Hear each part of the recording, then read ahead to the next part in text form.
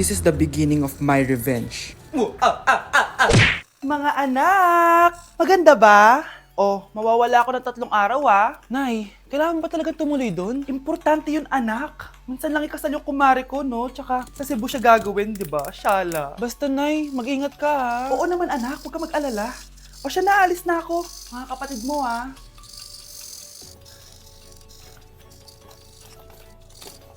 Saan yung wallet ko?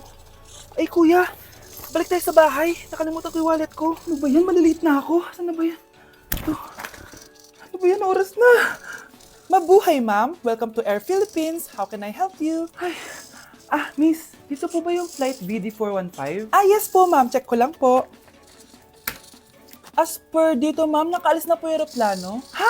Hindi ako pwede malate sa kasal na kumari ko. Kailangan ko umabol. Ma'am, kailangan niyo po ulit mag-rebook So, ang next available flight is bukas pa po, ma'am. Ano ba yan? Gawin mo ng paraan. Diyos ko, sayang lang pera ko. Wala palang kwenta tong airlines niyo Uwi na nga lang ako. Sorry, ma'am. Oh, Nay, nandito ka na agad? Akala ko ba 3 araw ka mawawala? Di ayun, naiwan ako ng aeroplano. Alam mo, parang pinipigilan talaga ako ng universe makaalis Nay, buksan mo yung TV. Bakit? Breaking news! Nandito tayo ngayon sa site kung saan nag-crash ang flight VD415. Ayon sa mga otoridad, walang nakaligtas sa mga pasahero nito. Kaya pala, kung nakasakay ako dun sa aeroplano na yun, patay na ako ngayon. Anak! Anak! Anak, paano ka, anak? Anak, kumising ka! Tulong! Few moments later. Dok, kamusta na po anak ko? Wala na ang anak mo. Nilipat na namin siya sa ibang kwarto. Ay, kamusta naman siya, Dok? Ikinalulungkot ko pero hindi na magtatagal ang anak mo. Meron na lamang siyang 5. 5 years? Hindi, 5. 5 months? 5. 4. Dok? 3. Dok? 2. Mga anak, aalis lang ako Maglinis kayo dyan. Bye, Nay! At dahil wala na si Nanay, ako ang bago niyong boss. Kaya sundin yung mga inuutos ko, ha? O Kyle, ikaw na magugas ng mga plato doon, ha? Wow, lakas magutos, Aba, nagrereklamo ka ba? Brianna, walasin mo yung mga kalat dito. Pwede ikaw naman. Walasin ko mukha mo Ano sabi mo, babae ka? Hoy, ikaw, Miguel.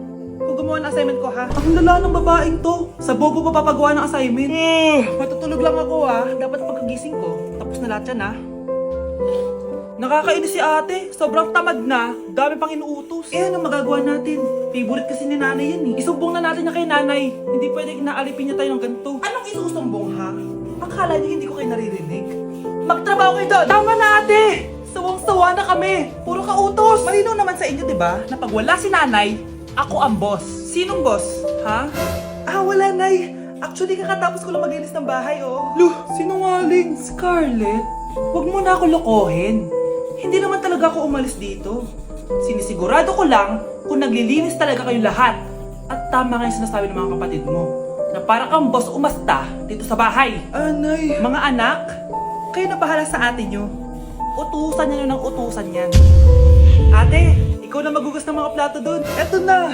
Pagkatapos mo dyan, ate, maglaba ka, ha? Oo, sige. Pagkatapos mo maglaba, gawin mo yung project ko, ha? Sige, boss. Lahat ng utos niyo gagawin ko. Ma'am, parang wala po ata sa lesson natin yung number 5. Ay, wala ba? O sige, bonus na lang yan. Thank you, ma'am. Ma'am, wala po ata sa lesson natin yung number 5. Oh, ano gagawin ko? Puro ko kasi daldalan, kaya di mo alam. Favoritism si ma'am. May sinasabi ka? Ay, wala po. A few moments later. So, ganun lang siya kadali. Ma'am, pwede po ba excuse? Sumasakit po yung puson ko sige, punta na lang sa clinic. May gamot doon. Sige po, ma'am. Nagets niyo ba, class? Ma'am, excuse po. Sumasakit po yung puson ko.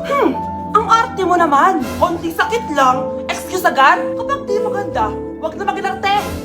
Kala mo naman ang ganda ni ma'am. Hello po, ma'am. Sorry po, absent ako kahapon. Nagkalagnat po kasi ako ganun ba? Sige, excuse na lang kita.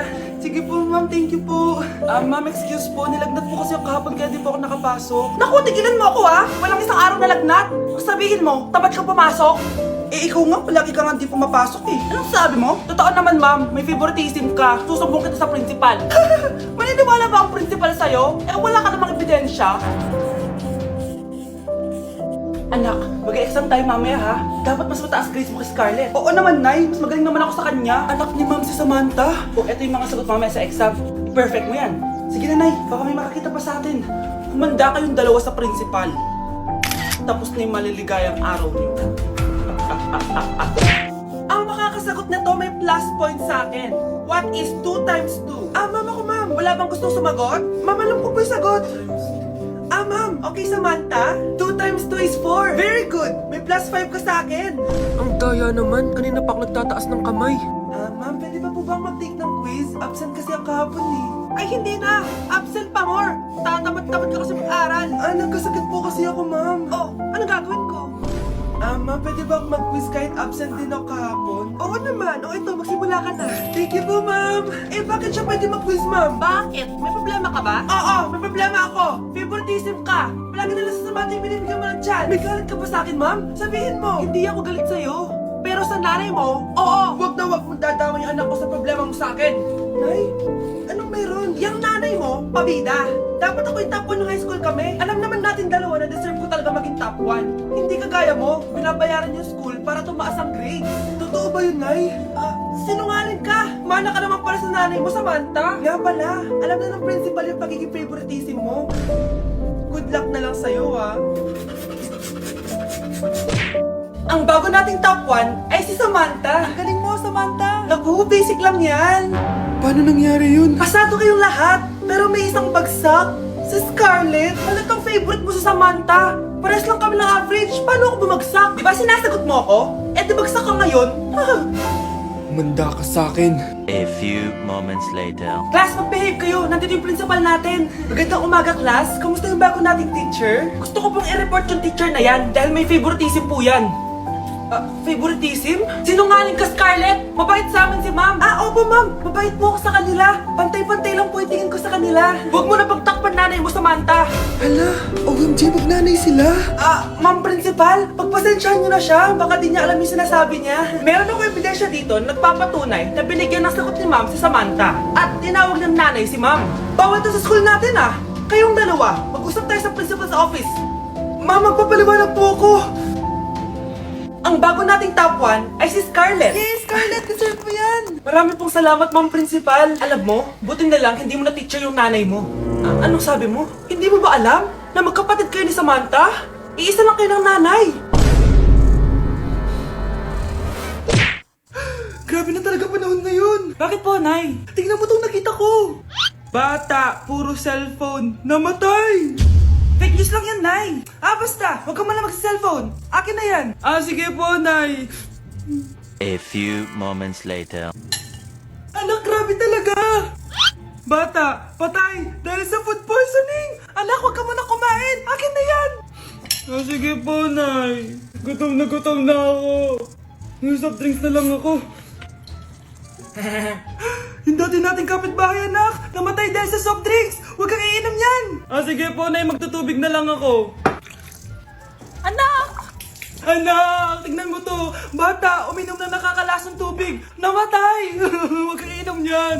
Sige po, Nay. Matutulog na lang ako. Anak! Anak!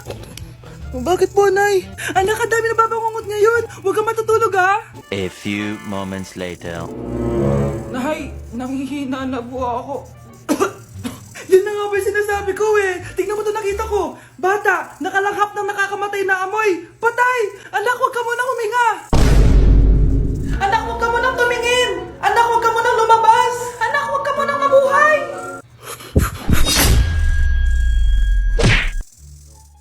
Anak, gumising ka na. Christmas party niyo na. Christmas party na namin, Nay. Sana maganda yung regalong matatanggap ko mamaya. Kumain ka na dyan, anak, ha? Anong meron, Nay? Bakit ang dami pong pagkain? Siyempre, anak, malapit na magpasko. Tara, kain na tayo. Niluto ko lahat ng favorite mo. Talaga, Nay? Hay, sana palagi na lang Pasko. Ay, may nangangaraling ata. Wait lang, anak. Nangangaraling po. Ang seselage awetan na witang hando sa nga ng Pasko magmalaba joy joy.